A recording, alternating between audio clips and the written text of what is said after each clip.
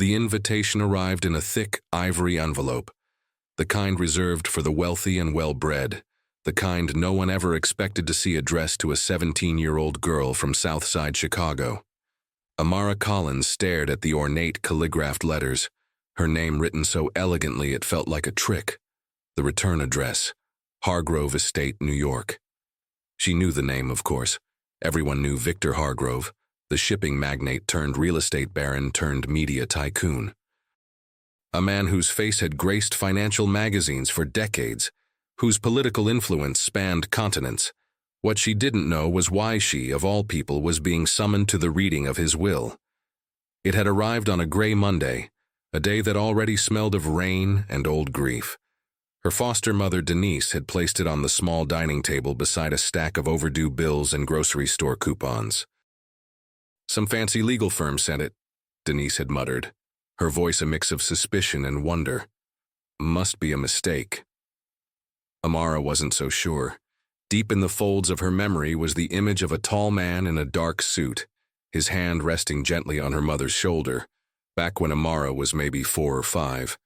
A funeral, maybe, or a hospital room.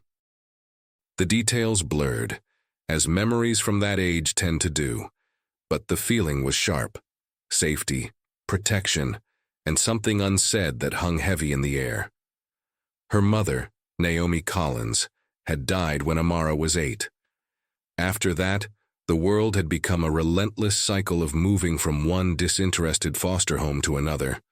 Nobody spoke about the past, and Amara learned quickly not to ask. But here, in her trembling hands, was a piece of that long-buried story calling her back. The will reading was scheduled for Friday at 2 p.m. at the Hargrove Estate in Westchester County. Formal attire required. "Travel arrangements have been made," the letter noted. There was a number for an assistant named Evelyn, who spoke to Amara over the phone with the clipped efficiency of someone used to managing rich men's secrets. 2 days later, a sleek black town car pulled up outside Denise's house, a quiet spectacle on a block where the most expensive vehicle was a decade-old Toyota. The neighbors peeked through curtains, curiosity and judgment blending into a single expression. Denise crossed her arms over her chest, frowning. "Remember who you are, baby," she said, brushing an invisible speck from Amara's shoulder. "They don't get to tell you different." Amara packed light, a modest black dress borrowed from a neighbor, a pair of scuffed ballet flats, and the silver locket her mother had left her. Inside it, a photo of Naomi, smiling wide and beautiful, the same stubborn gleam in her eyes that Amara carried now. The Hargrove Estate appeared like something from a storybook or a horror film. A sprawling manor perched atop a manicured hill, surrounded by ancient oaks that seemed to whisper the sins of their owners. The driveway curved dramatically, lined with hedges trimmed to unnatural perfection. Amara's driver, a silent, stone-faced man named Clark, didn't say a word as they approached the house. She stepped out into a world designed to make her feel small. Marble columns loomed overhead, and towering double doors opened into a cavernous foyer, where a chandelier sparkled like 1,000 tiny suns. The walls were lined with oil paintings of dead white men and women, with the same sharp Hargrove features. Ice blue eyes, narrow noses, and mouths forever caught in a sneer or smirk. The family was already gathered. She recognized them immediately, not from memory, but from the tabloid headlines and business pages. Charles Hargrove, the eldest son, all tanned skin and forced bonhomie. Lydia, the embittered widow of Victor's second son, whose face seemed incapable of softening, and an assortment of cousins, spouses, and hangers-on, each one more polished and predatory than the last. They barely disguised their disdain. "What's she doing here?" a young man in a navy suit murmured, not even bothering to lower his voice. "She must be staff," an older woman with platinum hair sneered, her pearls gleaming under the chandelier's light. "Did someone forget to lock the service entrance?" Amara's spine straightened. The words rolled off her like water. She was used to it. Southside public schools had taught her more about survival than any finishing school ever could. A tall, gray-haired man approached, his suit immaculate, a small leather folder in his hands. "Miss Collins, I presume," he said, his voice kind and weary. "I'm Edmund Kavanaugh, the Hargrove family's attorney." Amara shook his hand, grateful for the human warmth in it. "You'll be seated here," he said, gesturing to a chair at the end of the long mahogany table. Not next to anyone, apart. Charles raised an eyebrow. "I'm sorry, Edmund, but I don't see the necessity of this. Surely this young lady can wait outside until we're finished." "I'm afraid, Mr. Hargrove's instructions were explicit," Kavanaugh replied, his tone polite but edged with steel. "Miss Collins is to be present for the entire reading." Murmurs rippled through the room. Disbelief, irritation, a few ugly smirks. Amara met their eyes, one by one. Let them look, let them guess. She wasn't leaving. As she sat down, a woman with sharp cheekbones and expensive shoes leaned toward her. "It's always charming when charities send a representative," she whispered, venom sweet as honey. "Don't get too comfortable, darling." Amara said nothing. She didn't have to. Because deep in her gut, in that fierce place where her mother's spirit still lived, something told her the story these people thought they knew was about to burn to the ground. If this story of injustice and transformation moved you, don't forget to like, comment, and subscribe for more stories that turn pain into power. The room settled into an uneasy hush as Edmund Kavanaugh cleared his throat, his hand resting on a thick, leather-bound folder embossed with a discreet gold H. He looked every inch the old-world solicitor, gray at the temples, with the air of a man who'd seen fortunes made and dynasties crumble under chandeliers like this one. Amara noticed the way his gaze lingered on her before he began, a flicker of something in his expression, regret, maybe, or reluctant admiration. She couldn't tell. The others didn't bother to conceal their contempt. Lydia Hargrove sat like a frozen statue, her lips pressed so tightly together they looked bloodless. Charles lounged in his chair as if the entire proceeding were a mild inconvenience between rounds of golf. Across from them, a pair of lean, perfect cousins, Jonathan and Paige, shared smirks and whispered commentary they didn't care if Amara overheard. "She'll be out of here in 20 minutes, Paige murmured, the pearls around her neck shimmering like a noose. "She probably thinks this is a scholarship announcement," Jonathan snorted. Amara focused on the smooth wood grain of the table, letting their words swirl around her like gnats. It wasn't her first room full of vultures. Kavanaugh spoke again. "As executor of the estate of Victor Nathaniel Hargrove, I am bound to read his last will and testament as per his explicit instructions. No summary, no paraphrasing. Every word, as written." Charles rolled his eyes. "For God's sake, Edmund. We've all known what this says for years. Just get on with it." "You may find some revisions have been made," Kavanaugh replied evenly, opening the folder. The murmurs began again, a low ripple of confusion and discomfort. Amara's pulse quickened.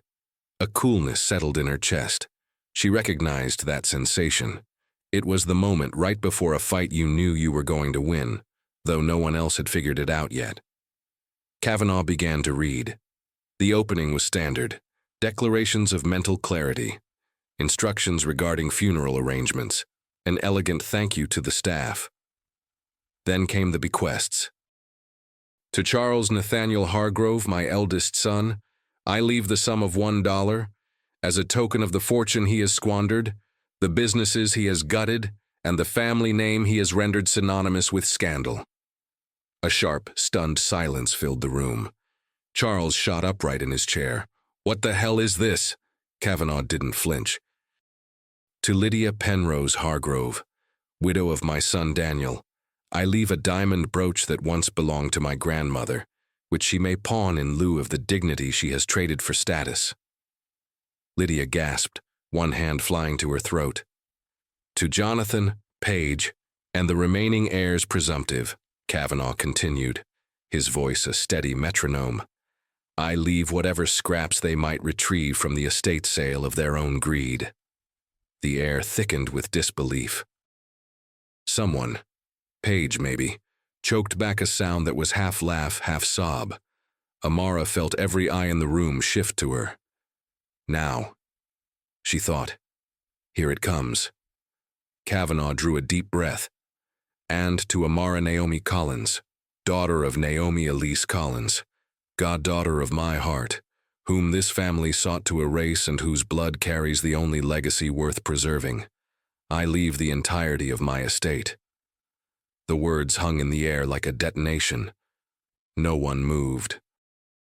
I bequeath to her all liquid assets, including holdings in Hargrove Maritime, Hargrove Media Group, and Hargrove International Properties, as well as personal properties, vehicles, securities, and the full balance of the family trust.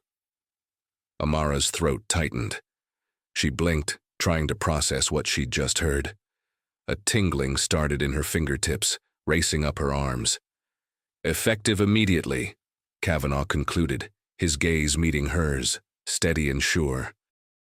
Miss Collins is the sole beneficiary and legal owner of all Victor Nathaniel Hargrove's holdings, titles, and properties. Then the room erupted. "You can't be serious," Charles bellowed, his face a mottled crimson. "This is fraud," Lydia shrieked, slamming her hand against the table. Jonathan rose, pointing a trembling finger at Amara. "Who the hell is she? Some side project, a charity case. No way this stands. There's going to be a legal challenge." Paige's voice was shrill. "We've been blood for generations. She's nothing, nothing." Amara rose slowly, the chair scraping against the floor like a warning bell. She wasn't trembling. Not anymore. The old fear, the decades of being told to keep her head down, to stay quiet, to take what was given and be grateful for scraps. It drained out of her like poison leaving a wound. She placed both hands on the table and leaned forward, meeting each furious, disbelieving gaze in turn. "You're right about one thing," she said, her voice steady, low, and razor-sharp. "I am nothing like you, and that's exactly why he left it to me." It was a kill shot. The room shuddered with it. Before any of them could spit another protest, Kavanaugh cleared his throat. "There's more," he said, producing a sealed envelope. "A letter addressed to Miss Collins, written by Mr. Hargrove 3 days before his passing. At his request, it is to be read aloud." Amara took the envelope in hands that were suddenly steady. The paper was heavy, embossed with the Hargrove seal. She broke it open. "If you're reading this, kid, it means the old bastards are losing their minds right about now." "Good. I've waited my whole life to watch them squirm.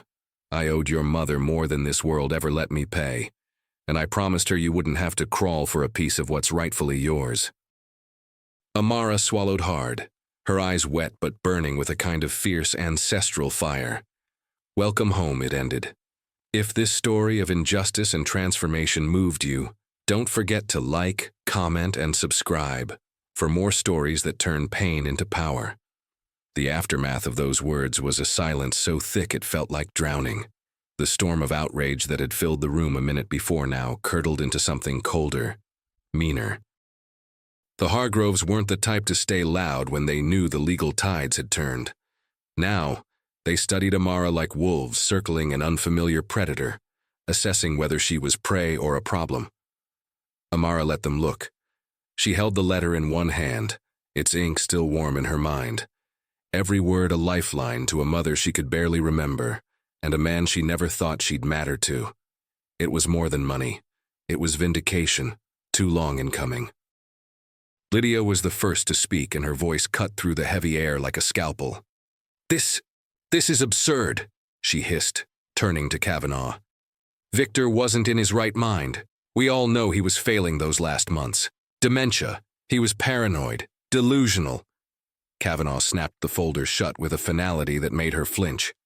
"Medical records submitted with this will confirm Victor Hargrove was examined by 2 independent physicians within a week of its signing. Both declared him fully competent." Paige made a strangled sound, half protest, half disbelief. "There must be a loophole, a technicality. We'll contest this." "By all means," Kavanaugh replied, eyes cold as Riverstone. "But I should warn you, Mr. Hargrove anticipated such attempts. He instructed me to place into public record the reasons for his decisions if challenged. Shall I proceed? The subtle threat landed like a sledgehammer. Lydia paled, and Charles, whose flush of fury had settled into a sour, dangerous quiet, raised one hand. Enough, he gritted out, his voice thick with contempt. Dragging our family through scandal won't help anyone. Not now. He turned his gaze to Amara then, his expression somewhere between loathing and calculation. Congratulations, he spat, though it sounded like a curse. Enjoy your fortune while you can. You'll find this world unkind to outsiders. Amara didn't blink. I was born an outsider, she said quietly. You don't scare me. For a second, something flickered in Charles's eyes. Recognition, perhaps. Or the unsettling realization that the girl standing across from him was no longer the child they expected to humiliate, but something far more dangerous, a young black woman with power. The family began to scatter after that, peeling away in tight, furious clumps. Lydia muttered bitterly about calling her attorney. Jonathan and Paige stalked out with sharp whispers and venomous glares, and one of the younger Hargroves, someone Amara didn't recognize, offered a nod of something that might have been respect before disappearing into the hallway. Only Mr. Kavanaugh remained behind. Amara exhaled slowly, the full weight of what had happened settling onto her shoulders. Her body felt wired, adrenaline coursing through her veins. A lifetime of rejection and invisibility had trained her for the moment humiliation came, but not for what followed, not for triumph. Kavanaugh gestured to one of the leather chairs. Sit, Miss Collins.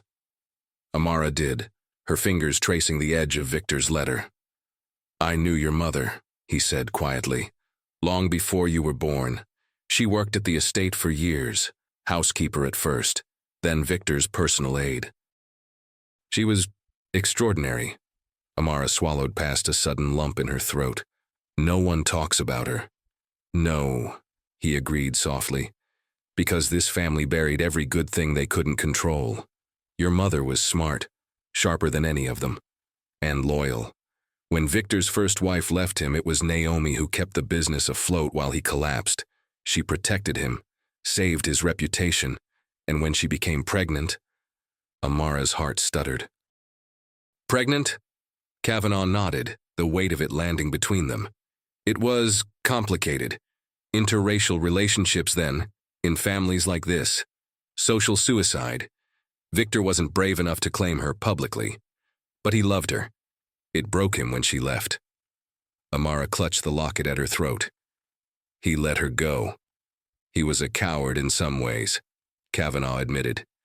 But he made a promise. When he found out what happened to her, the accident, the cover-up, his jaw clenched. It wasn't an accident, Miss Collins. Your mother was forced off the road. Victor suspected as much for years.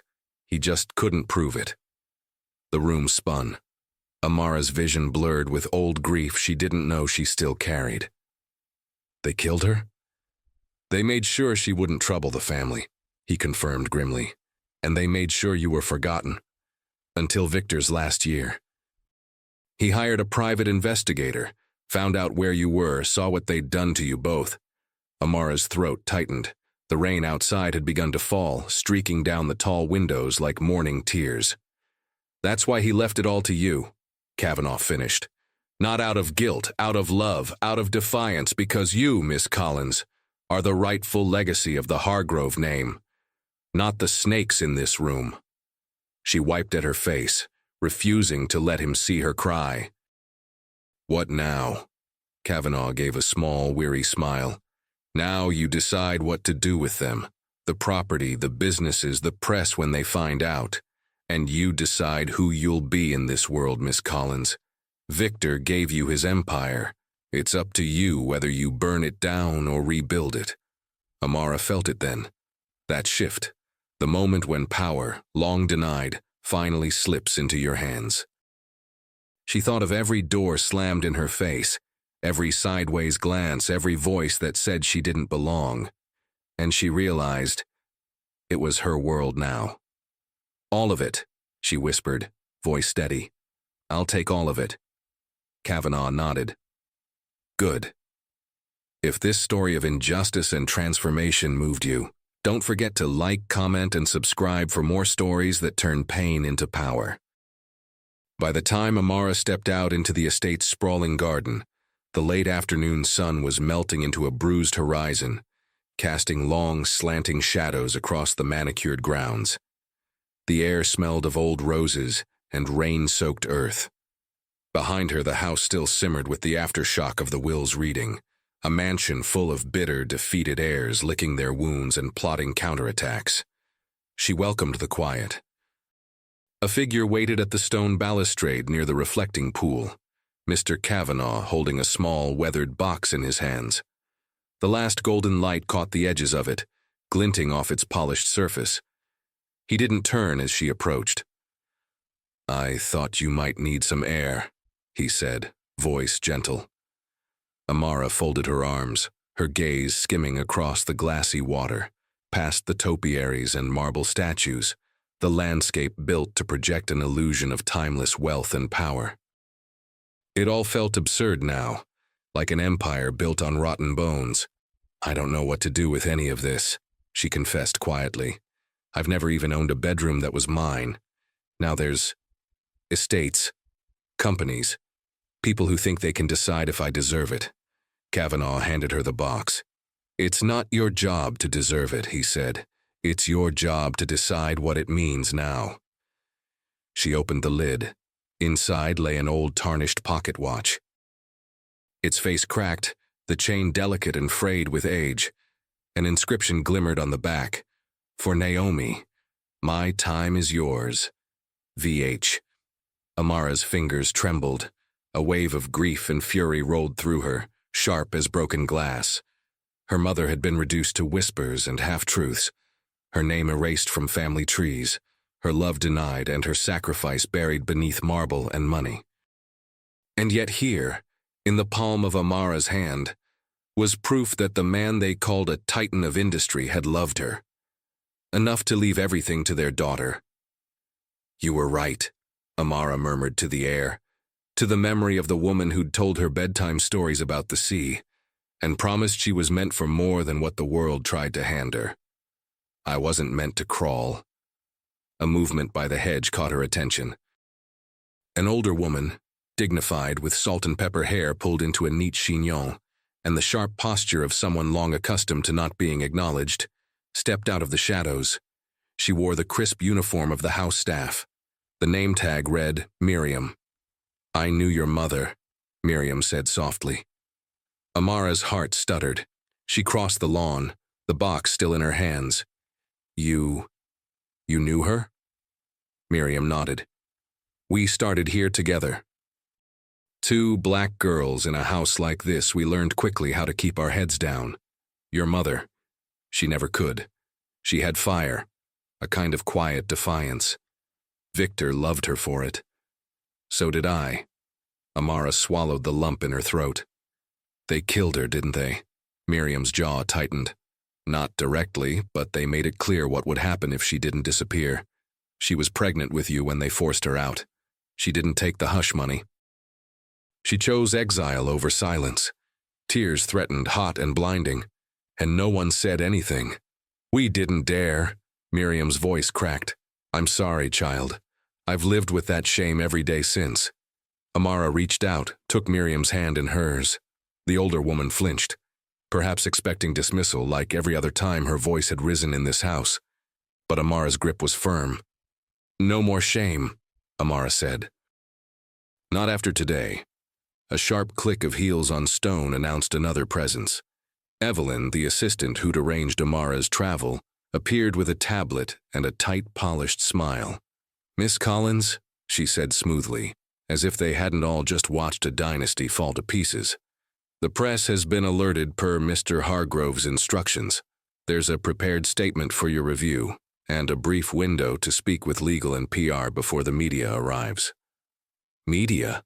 Amara asked. Evelyn's smile was razor-thin. "The nation's largest private estate has a new sole heir, and she isn't white or in anyone's country club. They're going to care, Miss Collins. Victor made sure of that.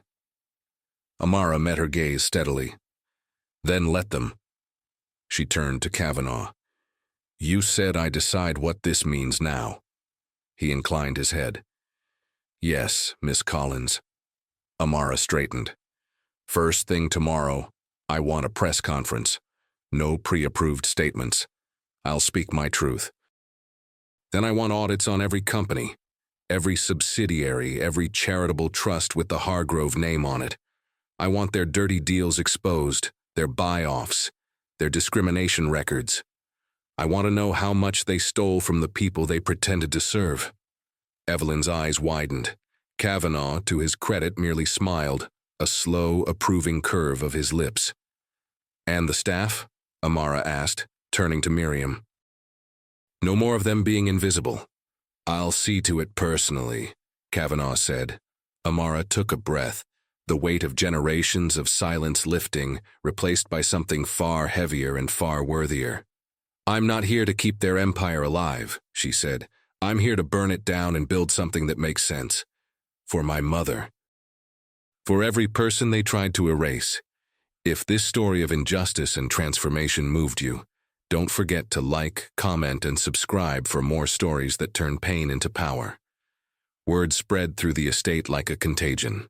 By nightfall, the name Amara Collins was being spoken in hushed, bitter tones beneath crystal chandeliers and behind thick oak doors. The cousins and second wives and would-be power brokers convened in shadowed corners, drinking expensive scotch and plotting salvations that would never come. But it was in the drawing room, a relic of gilded opulence with silk-draped windows and centuries-old paintings, that the most brazen of them gathered. Charles, still flushed from humiliation, presided over the impromptu war council like a man unaccustomed to losing. She's a child, he snarled, pacing by the fireplace. Barely out of some public school. You all saw her. She doesn't belong in a place like this. Lydia perched on a velvet love seat, her wine glass clenched so tightly her knuckles whitened. The press won't care about lineage. All they'll see is a story. The poor little black girl who inherited an empire. It'll be everywhere by morning. Jonathan leaned against the wall, arms crossed, his jaw tight. We can still fight this. Contest the will. Drag her name through court until the money runs dry. She doesn't have legal standing, Paige added. If Victor really fathered her, where's the documentation? There's no birth certificate with his name on it. That won't matter, Charles spat. Not once she plays the race card. One sob story about injustice and the public will eat it up. Investors will turn on us. Boards will cave. We can't afford a scandal. It was Lydia who voiced what they'd all been circling. Unless... she's gone. Silence fell like a stone in water. Jonathan blinked. You mean... I mean discredit her, Lydia hissed. Find something. Everyone has skeletons. A criminal father, a mother with a history. God knows where she's been these last 10 years. Dig until something ugly turns up, plant it if you have to. Paige's lips curled. Or better yet, push her into a public mistake. Get her drunk at some gala, a bad romance, a scandal. She won't last a month in this world. They all nodded, feeding off the shared desperation, the quiet, seething hatred that their entitlement could no longer buy silence. None of them noticed the figure lingering by the partially open door. Miriam.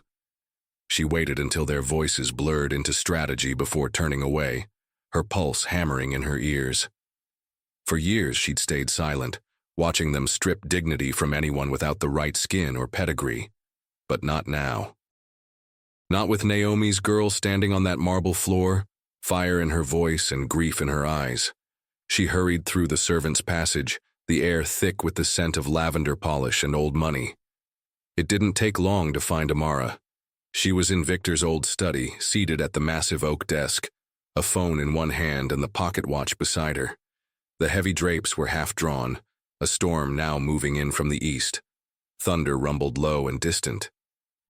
Miriam stepped inside without knocking. They're planning something, she said softly. They won't stop. Amara looked up, a trace of weariness in her gaze that made her look far older than 17. I figured they wouldn't. They'll dig, child. Twist whatever they find. That's what this house does. You fight them in their language, you'll bleed for years.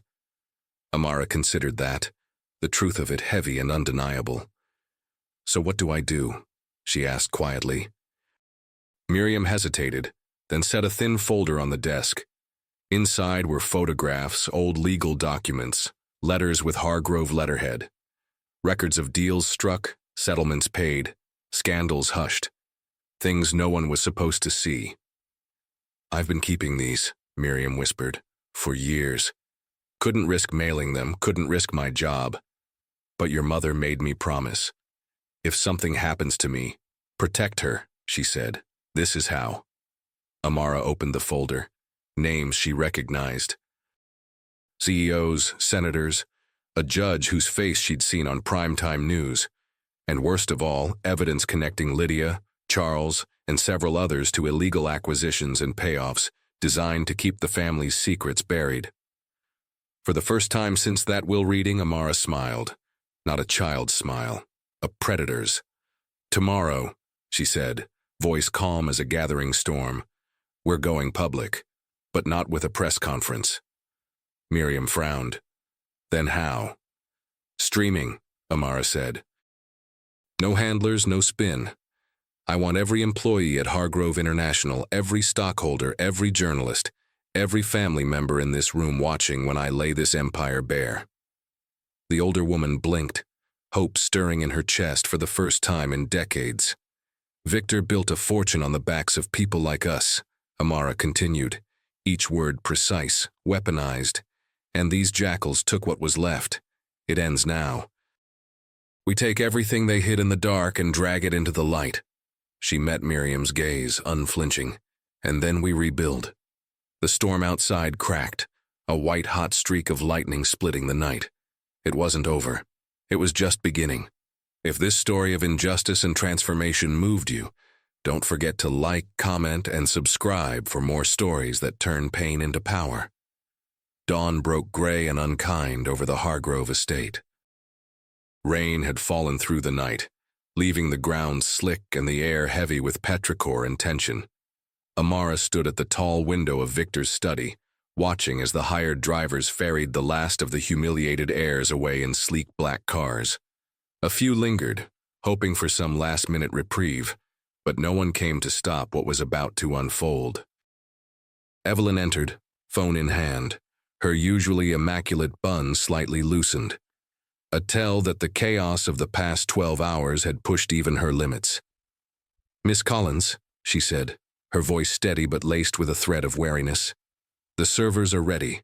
Livestream will go up in 5 minutes. All major outlets picked up the press advisory. There's already speculation online." "Good," Amara replied, not turning from the window. "They're going to come after you harder after this," Evelyn added quietly. "Once it's out there, there's no unringing the bell." Amara looked over her shoulder. "I'm counting on that." She crossed the room to the desk where Kavanaugh waited, flanked by a small team of legal advisors, their faces a mixture of admiration and apprehension. Miriam stood by the door, arms crossed, chin lifted. She'd refused to leave since handing Amara that folder. If the world was going to burn, she'd watch the flames. The broadcast room, once a gilded library lined with leather-bound books no one read, had been hastily converted into a command center. Lights, cameras, monitors. A sleek white backdrop hung with a single, unadorned black-and-white photo of Naomi Collins, young, radiant, and stubbornly unbowed. Amara took her seat. The room hushed as the countdown ticked down. 5, 4, 3. Live. She spoke without notes.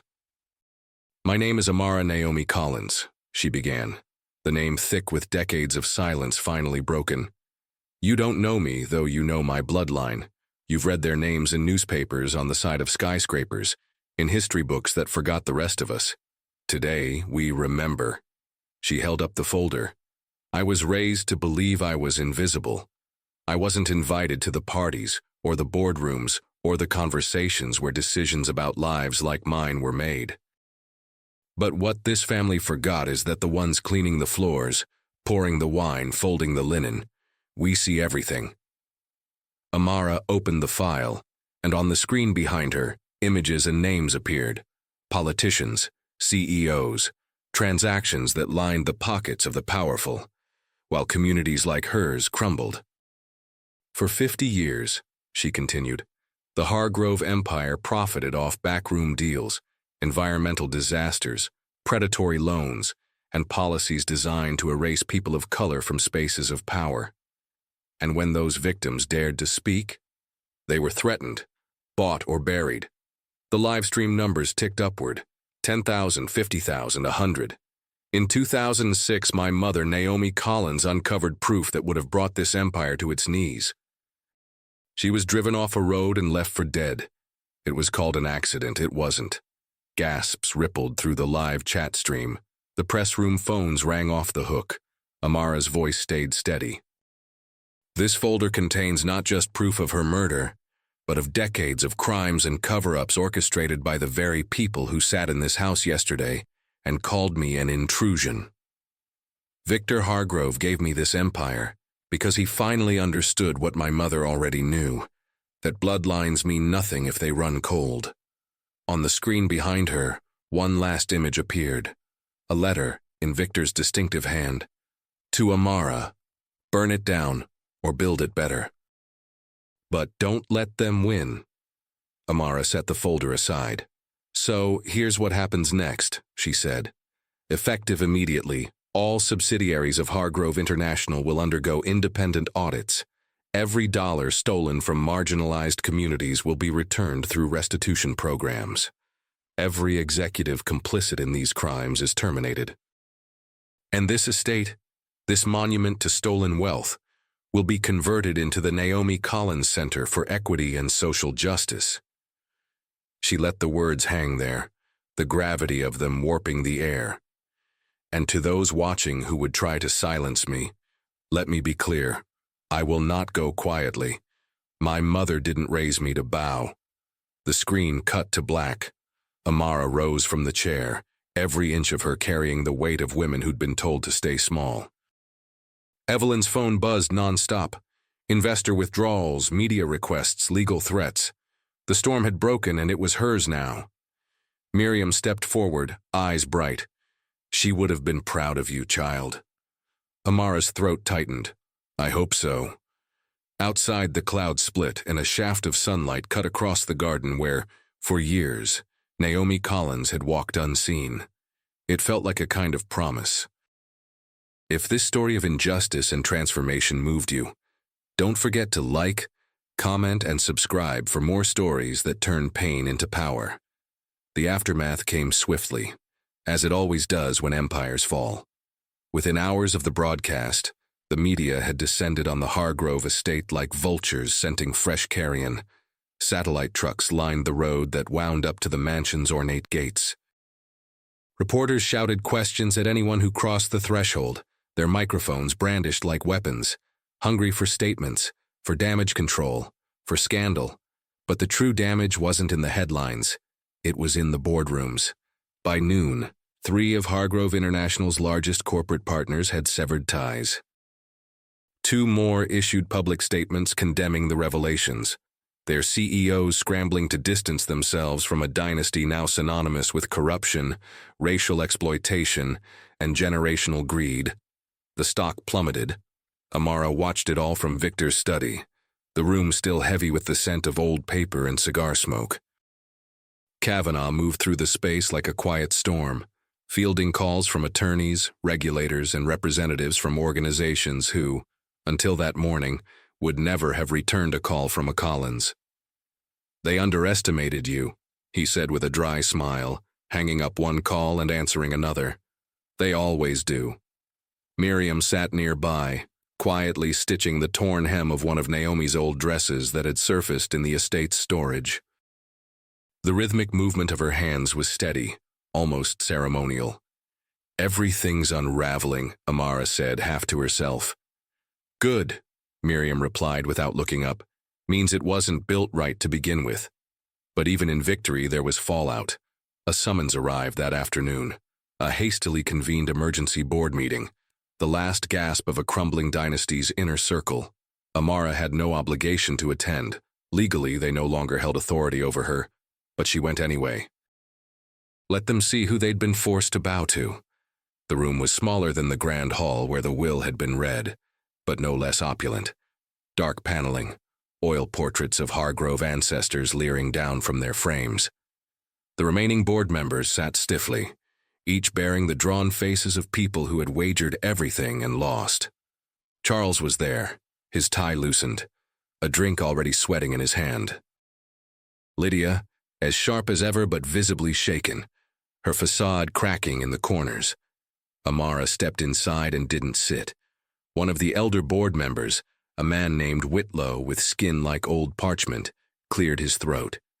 "Miss Collins," he began, his voice brittle, "this situation has caused considerable reputational damage to the firm and its stakeholders. I'm not here for apologies," Amara cut in. "I'm here for names." Whitlow blinked. "Names?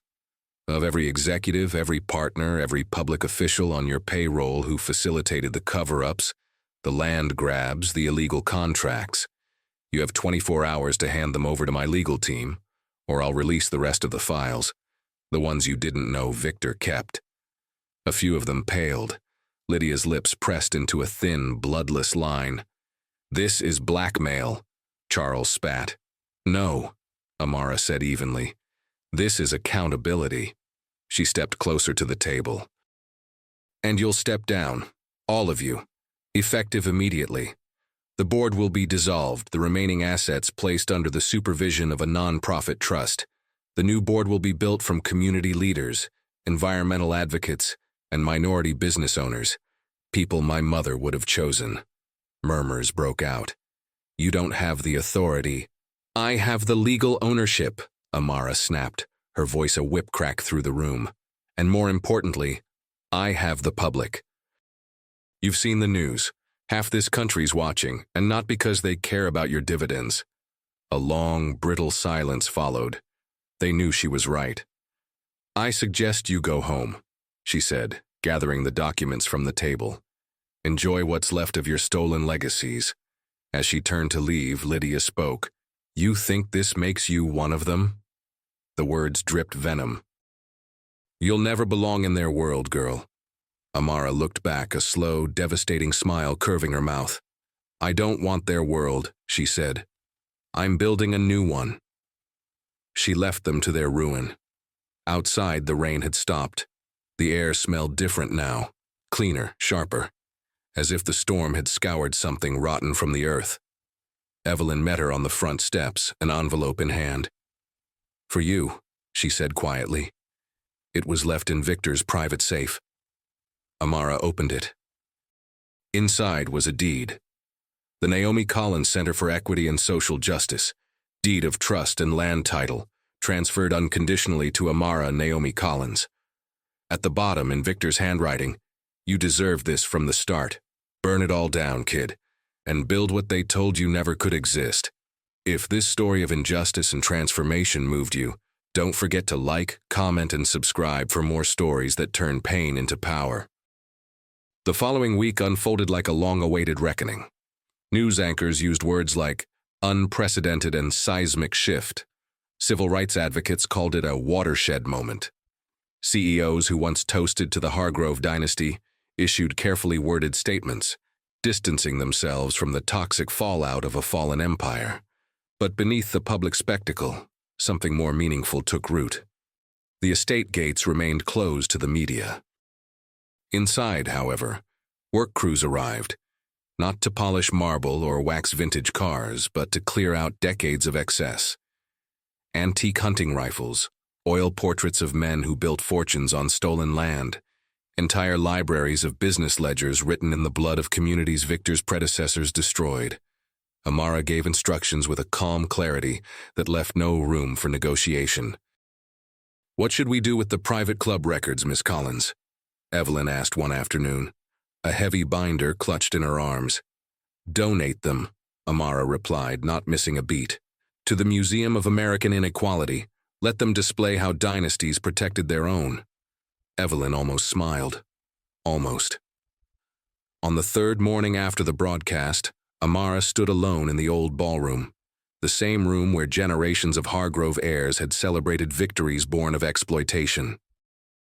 Now, its high ceilings echoed with emptiness, the heavy curtains removed to let sunlight stream through towering windows. Miriam entered carrying a modest, cloth-covered frame. "I thought you might want this here," she said quietly. Amara turned. It was a portrait of Naomi Collins, not the small black and white photo from the broadcast, but a full-color canvas, its edges weathered, the paintbrush strokes delicate but defiant. Naomi's smile in the painting was calm, eyes fierce, the same expression Amara had seen in the mirror when the empire crumbled at her feet. "I found it in the attic," Miriam said. "Victor had it commissioned the year before. Well, before everything. His family never knew." Amara swallowed the ache in her throat. "Hang it in the foyer." Miriam's eyes glistened. "Front and center?" "Front and center." As the workers lifted the painting, Amara's phone buzzed with an incoming video call. Evelyn's face appeared on screen, tight with urgency, but laced with something else. Hope. "Miss Collins, you need to see this." The screen split into a live feed from a press conference downtown. Crowds lined the steps of City Hall. Community leaders, organizers, students, activists. Among them were employees of Hargrove International, many of whom had never dared speak against their employers before. Now signs were held high. Justice for Naomi Collins. Return what was stolen. Legacy isn't blood, it's truth. Amara's heart thudded. The city's mayor, who had remained conspicuously silent in the days since the scandal broke, stepped up to the podium. "In recognition of the atrocities exposed by the Collins papers," she began, her voice steady, "the City Council has voted unanimously to rename Westgate Park, once the site of violent displacement campaigns funded by Hargrove Enterprises, as the Naomi Collins Memorial Park." Cheers erupted.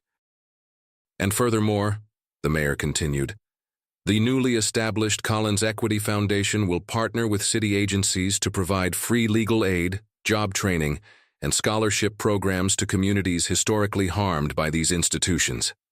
The funding," she added with a slight smile, "generously provided by the dissolution of the Hargrove Family Trust." The video feed cut back to Evelyn. "You did this," she said, uncharacteristically tender. "No," Amara murmured, watching the painting of her mother ascend to the foyer wall. "We did."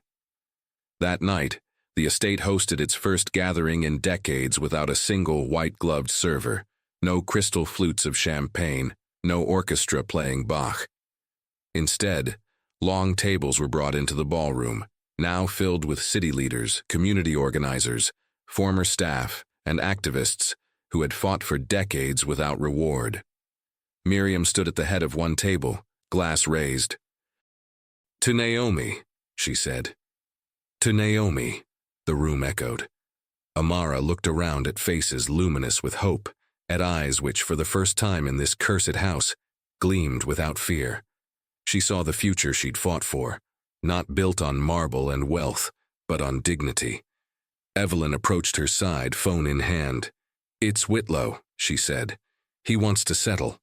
Amara smirked. "He'll pay, every last dollar, but not a dime buys silence." She turned to Miriam. "How do you feel about tearing up the old ballroom floor? Maybe a youth center?" Miriam's grin stretched wide. "Been waiting 40 years to hear someone say that." Amara raised her glass. "To tearing it all down." And the room erupted. If this story of injustice and transformation moved you, don't forget to like, comment, and subscribe for more stories that turn pain into power. The days that followed unfolded in a heady mix of exhaustion and revolution. The old estate transformed before their eyes, not simply in structure, but in spirit. Amara insisted that every relic of old money arrogance be stripped away. The heavy, oppressive paintings of Victor's ancestors were replaced with art commissioned from black and brown local artists. The grand library, once a private retreat for men who plotted the futures of people like her mother, became a literacy and job training hub. On the estate's East Wing lawn, the marble statues of long-dead tycoons were hauled out and replaced by a community garden. The soil was turned by the same hands that generations ago had been paid to tend to the grounds while forbidden to enter the house through its front doors. Amara was everywhere at once, meetings with legal teams, interviews with national news anchors. Walking the estate grounds with urban planners and community organizers, debating how to convert the Hargrove compound into something that would serve, rather than suppress. Still, the shadows of the past lingered. A letter arrived on the fourth day, delivered by a faceless courier. No return address, only an old Hargrove seal pressed into the wax. Amara broke it open in the study, Kavanaugh and Miriam close by. Inside, a single sentence in Charles Hargrove's unmistakable hand. "You've made enemies you can't imagine." Amara felt no fear, only a grim sense of inevitability. "They're desperate," Kavanaugh said, scanning the note. "Cornered men make reckless choices." "They won't touch me," Amara replied. "They've already lost the court of public opinion, but they'll come for the people around me. The ones without power." She looked at Miriam, at Evelyn, at the staff who had risked everything by standing beside her. "So we protect them," she declared. "We build something so untouchable, so rooted in truth and community, that no one can tear it down." That afternoon, Amara announced a full public audit of the Hargrove archives, opening decades of sealed records to the press and historians. Every dirty deal, every suppressed report, every confidential settlement would be dragged into daylight. She made certain her face appeared beside the announcement, calm and unflinching. The backlash was instant. Threatening phone calls, anonymous emails, whispers of private investigators lurking at the estate's perimeter. But something else happened too. Support poured in. Donations, endorsements from black business leaders, labor unions, faith leaders, artists, and ordinary people who saw in Amara a long-denied victory. Her story became a lightning rod, not just for scandal, but for possibility. A viral social media campaign emerged. Build It Better, an anthem for those determined to dismantle systems that had for so long operated unchecked. Students marched carrying signs that read, "Naomi Lives." Black business collectives pooled resources to bid for Hargrove properties being liquidated, ensuring they wouldn't fall back into predatory hands. The estate's grounds filled each evening with candlelight vigils and open forums. Elders told stories of stolen land and broken promises. Teenagers read poetry about reclaiming stolen futures. Musicians played protest songs under the old oaks.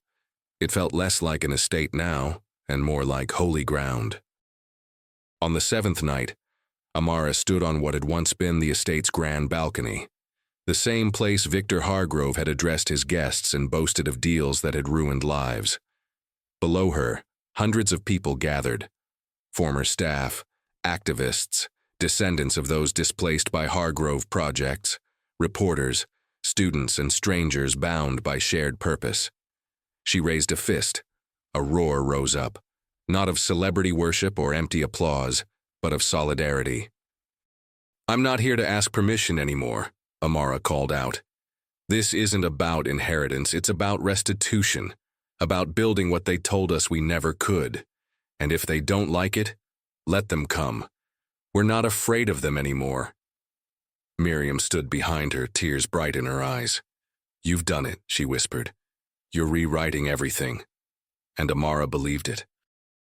For the first time in her 17 years, she didn't feel like a girl clawing for scraps in a world built to reject her. She felt like a legacy, one that mattered. If this story of injustice and transformation moved you, don't forget to like, comment, and subscribe for more stories that turn pain into power. The 10th day marked the closing chapter of the old Hargrove empire. At dawn, a line of construction crews, city officials, and community volunteers filed through the estate gates. The final stage of reclamation had come. Heavy equipment arrived to dismantle the East Annex, a structure infamous for having once hosted clandestine meetings that shaped decades of policy-harming working-class black communities. Amara stood at the head of it all, clipboard in one hand, her mother's pocket watch in the other. Beside her, Miriam wore her best Sunday dress, not for them, but for Naomi.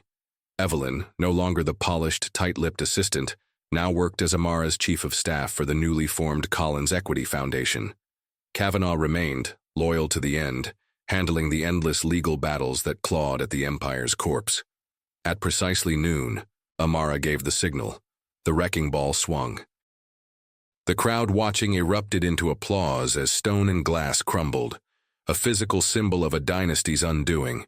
The old wealth, the old power, the walls that kept them safe while others suffered, came down.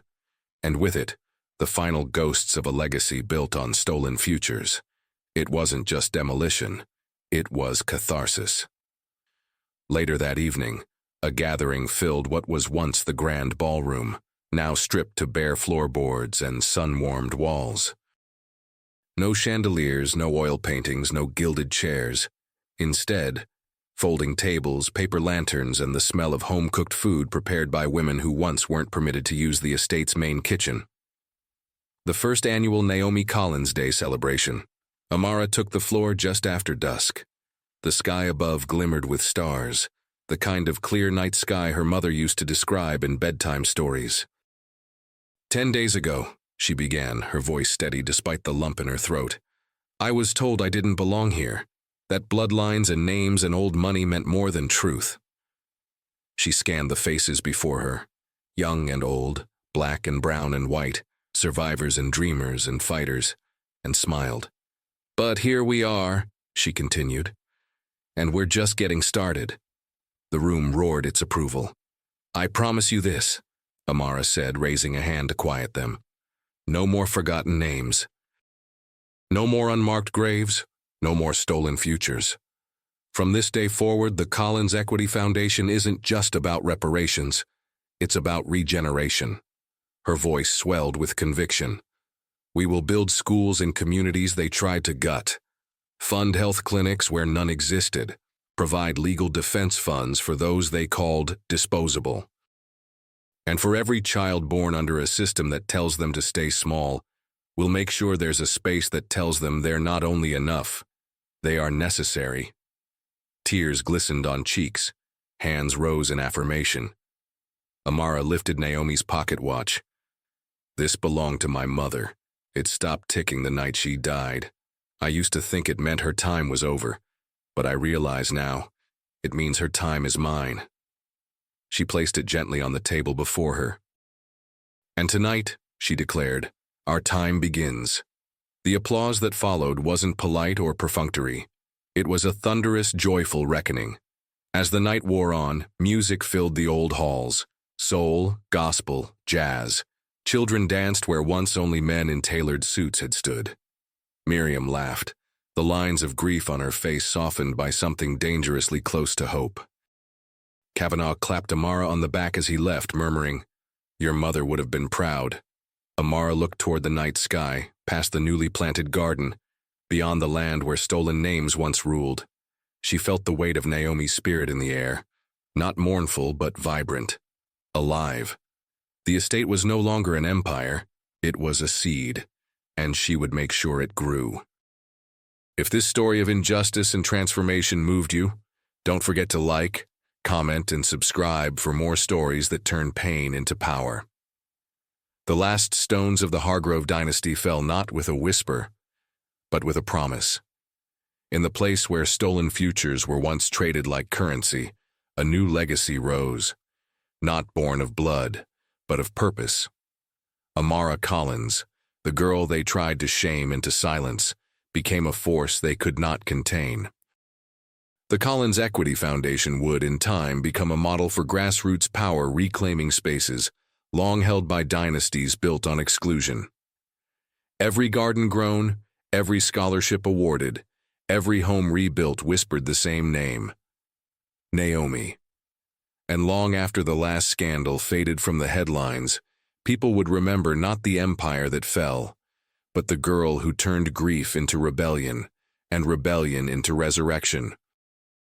And somewhere beneath the old oak tree where Naomi Collins once wept alone, the earth stirred, as if bearing witness. Because some legacies cannot be buried, they rise.